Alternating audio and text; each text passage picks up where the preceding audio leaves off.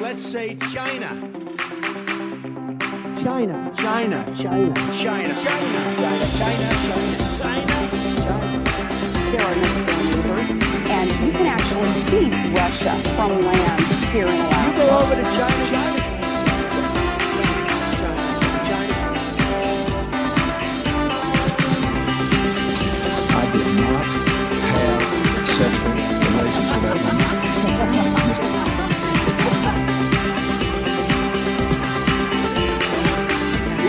Trump statement, tweeting out insults to Angela Merkel.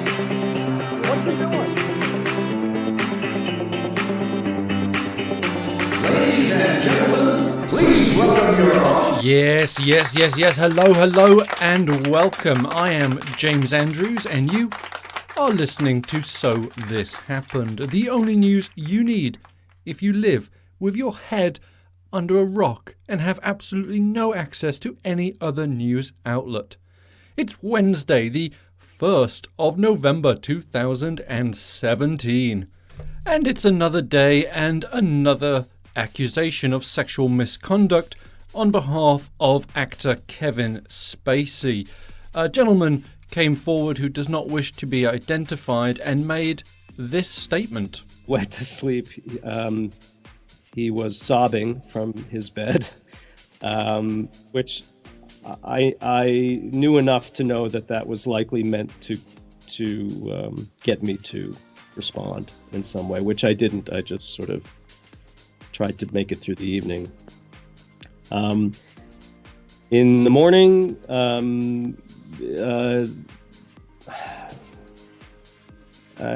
forgive me. It's I've told this story many times, but it's a difficult one to recount because looking back on it, it's as an adult, it's like, oh well, of course, what was he up to? But in the morning, I woke up and his head was on my stomach and his arms were wrapped around my torso, very affectionately, I would suppose. He certainly wasn't aggressive, but it was affectionate and certainly not something I was comfortable with as a heterosexual male, but not something I was going to jump out a window over.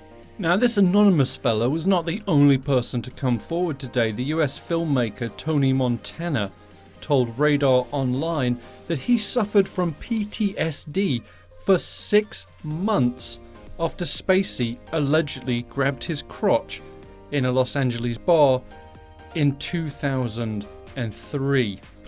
Now, I know for what I'm about to say next, I am going to take a lot of shit, and I'm just going to go out there and say it. These allegations that have been levelled against Kevin Spacey are completely different to accusations levelled against people like Harvey Weinstein or Donald Trump. These are not allegations of sexual misconduct per se. Now, it seems from these that maybe Kevin Spacey's a little bit of a creepy old man, but besides that, it's really not in the same league as rape and the other kinds of things that people like Weinstein and Donald Trump and Bill O'Reilly have been accused of.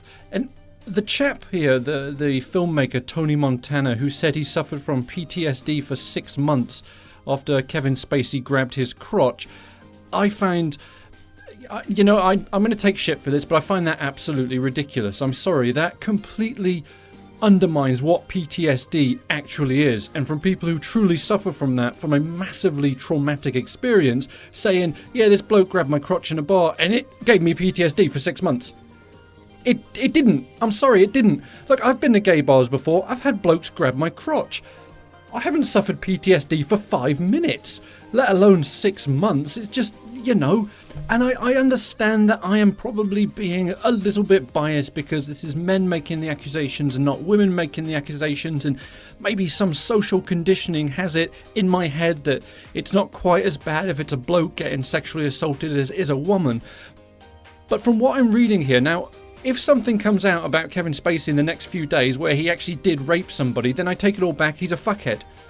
But as of right now, reading these accusations, they're very tame, and I think really what I'm trying to say in a very poor and meandering sort of way is that When someone is killed, okay, I know, bizarre analogy, just go with me on this, okay? If somebody is killed, we have sort of different degrees of what it is. It could be manslaughter, it could be second-degree murder, or it could be first-degree murder, right? So we understand that when someone's killed, there are sort of different degrees of that crime. And I think we have to put sexual assault in the same category there. You've sort of got people like Harvey Weinstein who are definitely guilty of first-degree sexual assault, if you will. And Kevin Spacey, with these allegations, I understand they may have made these people uncomfortable, and I don't want to diminish that. I know I was joking about the bloke with PTSD. I wasn't joking. I don't think he did have PTSD. I think that's a bit of a stretch. But that's kind of in the manslaughter or involuntary manslaughter sexual assault. You see where I'm going with that? We have to be able to separate it, because people who are truly being traumatized by actual physical sexual assault really can't be in the same category as someone that woke up with a man sleeping on their stomach category. You see what I'm saying? It's not the same thing, and we need to separate the two. And I'm not justifying it in any way. I'm not saying that what Kevin Spacey did was okay, it was fine. No, it was definitely creepy. There's definitely something going on there. But it's certainly not the same as pulling a Weinstein, right? Am I on my own on this one? Am I sort of going out on a limb? I just think we do need to have different degrees of it. And now on to the big story of the day. New York City, a man driving a pickup truck that he rented from Home Depot killed 8 people and injured many others by driving into them. The suspect is a Uzbek immigrant, and he claims he was working on behalf of ISIS. Now, he was shot and injured by police at the scene, and he is currently in hospital and under arrest.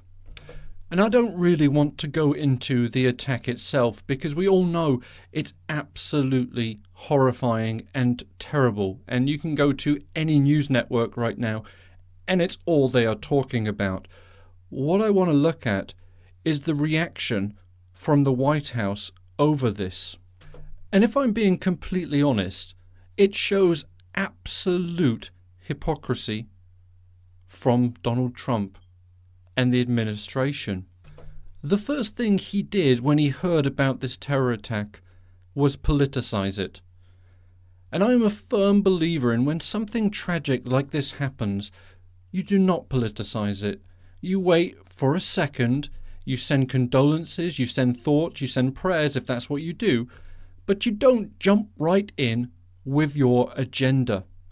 Now, we know that Donald Trump feels this way as well, because in Las Vegas last month, when that fuckhead opened fire on all those people and killed them, Donald Trump was very critical of people talking about gun control right after that. And he said, you know what, we need to settle down and not politicize this, because it's a tragedy and we need to remember the victims and not politicize it. So he said that a month ago. So we know that Donald Trump agrees that politicizing a tragedy is not right. Unfortunately, today, it's the first thing he did. He fired off a number of tweets, and I'm going to read them in chronological order. The first one read, "In NYC, looks like another attack by a very sick and deranged person. Law enforcement is following this closely. Not in the USA." A few moments later, he wrote this: "We must not allow ISIS to return or enter our country after defeating them in the Middle East and elsewhere. Enough." And then finally, 2 hours after that, he did send this tweet out: "My thoughts, condolences and prayers to the victims and families of the New York City terrorist attack. God and your country are with you." A few moments after that tweet, he sent this one out: "The Republican House members are working hard and late toward the massive tax cuts that they know you deserve. These will be the biggest ever." So it seems like he just completely forgot about the terrorist attack and started tweeting about the tax reforms. And then you could kind of see one of his aides came and sort of tapped him on the shoulder and said, "Mr. President, there is actually the terrorist attack. Maybe you should tweet about that." Because just moments after he sent the tax cut tweet, he said this: I have just ordered Homeland Security to step up our already extreme vetting program. Being politically correct is fine, but not for this. And then he took a little break from Twitter, and it seems that he talked to some people and he found out that there is a program called the Diversity Visa Lottery Program, which is essentially exactly what it sounds like. It's a lottery which you enter, and if you win it, you get a green card. And they found out that this chap had in fact won the lottery, and he tweeted out this: "The terrorists came into our country through what is called the Diversity Visa Lottery Program, a Chuck Schumer beauty. I want merit-based." And just moments after that one, he tweeted, "We are fighting hard for the merit-based immigration. No more democratic lottery systems. We must get much tougher and smarter." And so throughout the day, he made one comment of condolence to the victims and the families, but many, many comments about his agenda. Now, this merit-based system that Donald Trump is really pushing has what I feel are a number of drawbacks, and a number of drawbacks is me being very polite. Essentially, what it does is it gives preference to people who are highly educated and speak English to enter the US. Now, I know that seems to go against everything the United States has stood for since its founding. You know, that whole thing about bring me your poor, bring me your sick, whatever that was, right? Who cares? No, all we want in America is English speakers who are really smart. And I take particular offense to this because, yes, I'm an English speaker, but I'm not particularly smart. So would I not have been allowed into America if this plan had been there, the merit-based system? Well, I can tell you one thing that it will do, is it will make sure that most immigrants to America come from Europe and potentially Asia. But the people who are not going to be getting in is the people from the poor countries where their education systems are not great. Those people that really want to achieve the American dream of coming here penniless and making something of themselves. It seems that Donald Trump is intent on destroying the American dream. All he wants to do is bring in successful English speakers from other countries. Well, they don't have an American dream, do they? They come here successful already and just slip into a big powerful job and say, right, yeah, I'm in America, great. Meanwhile, all the people that want to come here and actually pursue the American dream are no longer allowed to enter because they don't have the education, because they've never been able to get it, and the English isn't great. And all that does is take the big melting pot that is America and makes it a really bland soup. It's sort of, you put the water on, you throw a potato in and go, there you go, it's potato soup, fantastic, enjoy. And so for all Donald Trump's talks, last month in Las Vegas and before that in Charlottesville, where he came out and said, no, we can't politicize tragedy because, well, it's just not what you do.